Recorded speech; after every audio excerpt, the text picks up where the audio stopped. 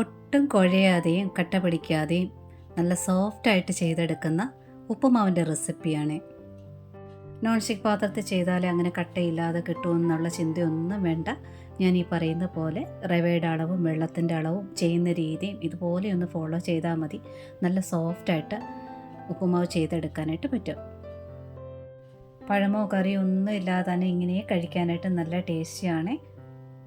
എങ്ങനെയാണ് ചെയ്തെടുക്കുന്നതെന്ന് നോക്കാം. ചൂടുകട്ടിയുള്ളൊരു കടായി വെച്ചിട്ടുണ്ട്. വെളിച്ചെണ്ണ ഏതെണ്ണ വേണേലും ഒഴിക്കാവുന്നതാണ്. കുറച്ച് കടുകിട്ടൊന്ന് പൊട്ടിയിട്ടുണ്ട്. കുറച്ച് വറ്റൽമുളക് ചേർക്കുക. ഒരു 3/4 സ്പൂണോളം ചെറുതായിട്ട് കൊത്തിയരിഞ്ഞ് ഇഞ്ചി ചേർക്കുക.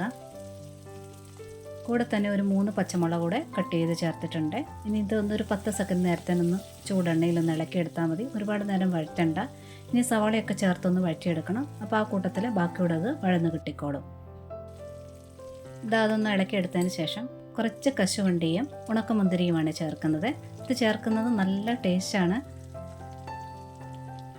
കറിയില്ലെന്നുണ്ടെങ്കിൽ കുറച്ചേറെയായിട്ട് ഉണക്കമുന്തിരി ചേർക്കാനായിട്ട് നോക്കണം. ആ പുളിപ്പോട് കൂടിയുള്ളൊരു മധുരം ചേർത്ത് കഴിക്കുമ്പോൾ നല്ലൊരു ടേസ്റ്റാണ്. കശുവണ്ടി ഇല്ലെന്നുണ്ടെങ്കിൽ ഒരു പിടി നിലക്കടലയുണ്ടല്ലോ, കപ്പലണ്ടി, അത് ചേർത്താലും മതി.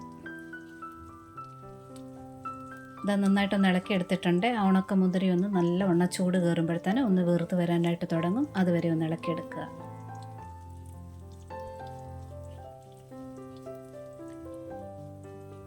ഇതായിട്ടുണ്ട്. ഇനി ചേർക്കുന്ന ഒരു വലിയ സവാളയുടെ പകുതിയാണ് എടുത്തിട്ടുള്ളത്. കനം കുറഞ്ഞരിഞ്ഞ് അതോടെ ചേർക്കുക. കൂടെ തന്നെ ഒരു 3/4 കപ്പോളം ക്യാരറ്റ് ചേർക്കുന്നുണ്ട്. കുറച്ച് കറിവേപ്പിലയൂടെ ചേർക്കുക. ക്യാരറ്റ് ഞാൻ കുറച്ച് വലുപ്പത്തിലാണ് കട്ട് ചെയ്ത് വെച്ചിരിക്കുന്നത്. അതുകൊണ്ടാണ് സവാളയ്ക്കൊപ്പം തന്നെ ഞാൻ ക്യാരറ്റൂടെ ചേർത്തത്. ക്യാരറ്റിന് പ്രത്യേകിച്ച് അളവൊന്നുമില്ല, നിങ്ങളുടെ ഇഷ്ടത്തിനനുസരിച്ച് എടുക്കുക. തീരെ പൊടിയായിട്ടോ അല്ലെങ്കിൽ ഗ്രേറ്റ് ചെയ്തായിട്ട് ക്യാരറ്റ് എടുക്കുകയാണെന്നുണ്ടെങ്കിൽ സവാള ചെറുതായിട്ടൊന്ന് വാടിയതിന് ശേഷം ചേർക്കുക.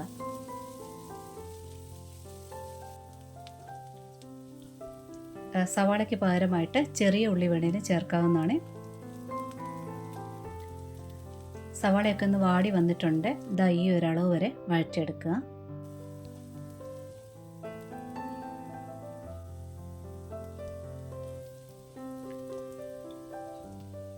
ഇനി ഇതിലോട്ട് ചേർക്കാൻ പോകുന്നത് റവയാണ്.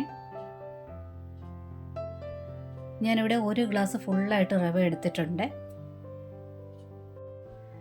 റവ ഇനി ഇതിൽ ചേർത്തുകൊണ്ട് നല്ലവണ്ണം ഒന്ന് വറുത്തെടുക്കണം. ഇത് വറുത്ത റവയാണ്, എന്നിരുന്നാലും ഈ സവാളയുടെ കൂടെ കിടന്ന് ഒന്നുകൂടി ഒന്ന് നല്ലവണ്ണം വറുത്തെടുക്കണം. ഇങ്ങനെ ചെയ്യുന്നതുകൊണ്ടാണ് ഉപ്പുമാവ് ഒട്ടും കട്ടയില്ലാതെ നല്ല പിരുപിരാന്ന് ചെയ്തെടുക്കാനായിട്ട് പറ്റുന്നതിൻ്റെ ഒരു കാരണം ഇതും കൂടിയാണ്. പിന്നെ പ്രത്യേകിച്ച് വെള്ളത്തിൻ്റെ അളവുമാണ്. നിങ്ങൾ എടുക്കുന്ന റവ വറുക്കാത്ത റവയാണെങ്കിലും ഇതുപോലെ തന്നെ ചെയ്യുക. ഈ വറുത്തെടുക്കുന്ന റവയേക്കാൾ 1 മിനിറ്റ് കൂടുതലൂടെ വറുത്ത് കിട്ടാനായിട്ട് എടുക്കുമെന്ന് മാത്രം. ഫ്ലെയിം ഒരു മീഡിയം ഫ്ലെയിമിലിട്ട് നല്ലവണ്ണം ഇളക്കിയെടുത്ത് വേണം ചൂടാക്കി എടുക്കാനായിട്ട്. ഒട്ടും കരിഞ്ഞു പോകരുത്. ഇതിൻ്റെ പരുവ് അറിയുന്നത് എങ്ങനെയെന്ന് വെച്ചാൽ റവ ഒന്നുകൂടെ ഒന്ന് പൊരിഞ്ഞ് വെള്ള നിറമായിട്ട് വരികയും ചെയ്യും. അതുപോലെ തന്നെ നമ്മൾ ആദ്യമേ റവ ഇട്ട് ഇളക്കുമ്പോൾ ഇച്ചിരി ഒരു കട്ടി പോലെ തോന്നും. പിന്നീട് നല്ലവണ്ണം ചൂടായതിനു ശേഷം നല്ലതായിട്ട് ഇത് റവ ഫ്ലോ ആകുന്ന പോലെ നമുക്ക് തോന്നുവേ, മണൽത്തരികൾ പോലെ ആയിത്തീരും. നമുക്ക് കാണുമ്പോഴേ അത് മനസ്സിലാക്കാനായിട്ട് പറ്റും. അതായത് റവയൊക്കെ കറക്റ്റ് പരുവത്തിലായിട്ടുണ്ട്. ഇതുവരെ ഇങ്ങനെ വറുത്തെടുക്കണം.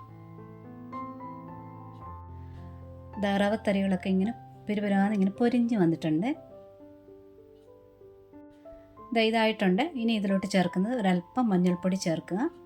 പാകത്തിനുള്ള ഉപ്പൂടെ ചേർക്കുക. ഇനി മഞ്ഞൾപ്പൊടി ഉപ്പും എല്ലാ ഭാഗത്താകുന്ന രീതിയിൽ നല്ലവണ്ണം ഒന്ന് ഇളക്കിയെടുക്കുക.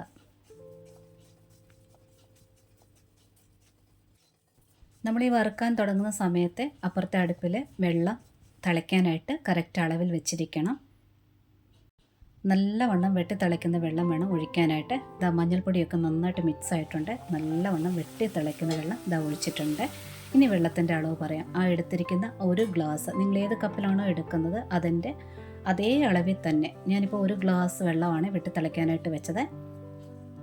അത് തിളച്ചുകൊണ്ടിരിക്കുമ്പോൾ തന്നെയാണ് ഞാൻ ഇത് ഒഴിച്ചതും. ഇങ്ങനെ തന്നെ വേണം ചെയ്യാനായിട്ട്. ഒഴിച്ചതിന് ശേഷം പെട്ടെന്ന് എല്ലാ ഭാഗത്താകുന്ന രീതിയിലൊന്ന് ഇളക്കിയെടുക്കണം. തീ നല്ലവണ്ണം കുറച്ചിട്ടിട്ട് വേണം വെള്ളം ഒഴിക്കാനായിട്ട്. ഇനിയും തീ കൂട്ടുകയോ ചെയ്യരുത്, ഏറ്റവും കുറച്ചിടുക.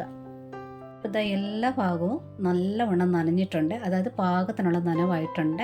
ഇത് ചൂട് കിട്ടിയുള്ള പാത്രമായത് കാരണം ഇതാ സൈഡിലൊക്കെ ചെറുതായിട്ടൊക്കെ ഒട്ടിപ്പിടിക്കാനായിട്ട് തുടങ്ങും. നിങ്ങളതൊന്നും ടെൻഷൻ ആവണ്ട. നല്ലവണ്ണം ഒന്ന് ഇളക്കി എടുത്തതിന് ശേഷം ഒന്ന് തട്ടിപ്പൊത്തി ഒന്ന് മൂടി വയ്ക്കാൻ പോവുകയാണേ.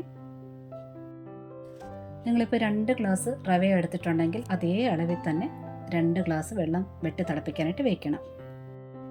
ഇനി ശ്രദ്ധിക്കേണ്ടത്, ഞാൻ ലോ ഫ്ലെയിമിലിട്ട് ഒരു 3 മിനിറ്റ് നേരം മാത്രമാണ് മൂടി വയ്ക്കുന്നത്. ഒരു 3 മിനിറ്റിന് ശേഷം ഞാൻ ഗ്യാസ് ഓഫ് ചെയ്തിട്ട് ഒരു 2 മിനിറ്റ് അങ്ങനെ തുറക്കാതെ തന്നെ മൂടി വയ്ക്കണം. അതിനുശേഷം തുറന്നിട്ടുണ്ട്. ഇനി ഇളക്കുന്നതിന് മുമ്പായിട്ട് ഒരു 1/2 സ്പൂൺ നെയ്യ് ഒഴിച്ചിട്ടുണ്ട്. നെയ്യ് ഒഴിക്കുവാണെങ്കിൽ നല്ല ടേസ്റ്റാണ്. ട്രൈ ചെയ്ത് നോക്കണം അങ്ങനെ ചെയ്തിട്ടില്ലാത്തവരെ. ഇനി ഇതെല്ലാം കൂടെ നല്ലവണ്ണം ഒന്ന് ഇളക്കി എടുക്കാനായിട്ട് പോവുകയാണ്. ഒരു നല്ല കനമുള്ളൊരു തവി ഉപയോഗിച്ച് വേണം ഇളക്കി എടുക്കാനായിട്ട്. നമ്മൾ ഇളക്കി എടുക്കും തോറും ആ കട്ടയെല്ലാം മാറി മാറി നല്ല സോഫ്റ്റായിട്ട് വന്നോളൂ. ഇത് നന്നായിട്ട് ഇളക്കിയിട്ട് വേണം അടുത്ത ചേർക്കാനായിട്ട്. പിന്നെ ഒരു കാര്യം പ്രത്യേകം ശ്രദ്ധിക്കുക, നമ്മൾ വെള്ളം വെച്ചിട്ട് കുറേ നേരം ഇങ്ങനെ വെട്ടി തിളച്ചുകൊണ്ടിരിക്കുകയാണെന്നുണ്ടെങ്കിൽ അതിങ്ങനെ വറ്റി വരുമ്പോൾ അതിൻ്റെ അളവിന് വ്യത്യാസം ഉണ്ടാവും. വെള്ളത്തിൻ്റെ അളവ് കുറയും തോറും ഇതിൻ്റെ ആ സോഫ്റ്റും ആ ടെക്സ്ചറും ഒക്കെ വ്യത്യാസം ഉണ്ടാകും. പിന്നെ ഞാൻ പറഞ്ഞ പോലെ റിസൾട്ട് നിങ്ങൾക്ക് കിട്ടിയില്ലല്ലോ എന്നുള്ള ചിന്ത വരരുത്. അതുകൊണ്ടാണ് വെള്ളം തിളപ്പിക്കാൻ വയ്ക്കുമ്പോൾ ഈ ഒരു കാര്യം പ്രത്യേകം ശ്രദ്ധിക്കുക, വറ്റിപ്പോകരുത്. അതുപോലെ തന്നെ ഒരുപാട് നേരമൊന്നും മൂടി വെക്കേണ്ട കാര്യമൊന്നുമില്ല. 5 മിനിറ്റ് മാത്രം മതി. 3 മിനിറ്റ് ഫ്ലെയിമിൽ വയ്ക്കുക, 2 മിനിറ്റ് ഫ്ലെയിം ഓഫ് ചെയ്ത് വെച്ചാൽ മതി. ഇനി തേങ്ങ നിങ്ങളുടെ ഇഷ്ടം അനുസരിച്ച് ചേർക്കാവുന്നതാണ്. തേങ്ങ ചേർത്തില്ലെങ്കിലും നല്ല ടേസ്റ്റാണ്. കറി ഉണ്ടെങ്കിൽ തേങ്ങയുടെ പ്രത്യേക ആവശ്യമൊന്നുമില്ല. ചേർക്കണമെന്ന് നിർബന്ധമുള്ളവർക്ക് ചേർക്കാം. തേങ്ങ ചേർത്തതിന് ശേഷം ഒന്നും ചൂടാക്കണ്ട. കട്ടിയുള്ള പാത്രമാണ്, ആ പാത്രത്തിൻ്റെ ചൂടുണ്ട്, ഉപ്പുമാവിൻ്റെ ചൂടുണ്ട്, അത്രയും മാത്രം മതി. നന്നായിട്ട് മിക്സ് ചെയ്ത് മാത്രം മതി. കറിയൊന്നും ഇല്ലാതെ കുട്ടികൾക്ക് കൊടുക്കാനാണെന്നുണ്ടെങ്കിൽ ഈ തേങ്ങ ചേർക്കുന്ന സമയത്ത് ഒരു 1/2 സ്പൂണ് ശർക്കരപ്പൊടിയോ ഇല്ലെങ്കിൽ പഞ്ചസാരയോ ചേർത്ത് ഇളക്കിയെടുത്താൽ മതി. അതും നല്ലൊരു ടേസ്റ്റാണ്.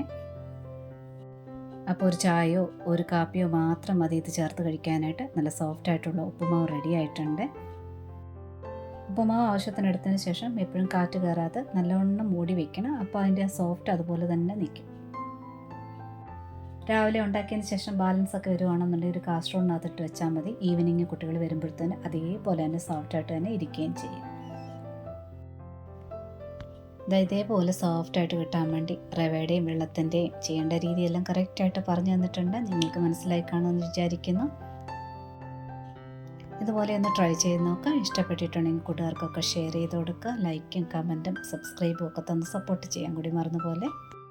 നോട്ടിഫിക്കേഷൻ ബെൽ ബട്ടണിൽ ഓൾ ഓപ്ഷൻ ഒന്ന് ടിക്കാക്കി ഇടാനും മറക്കല്ലേ. ഒരുപാട് സ്നേഹത്തോടെ. Thanks for watching.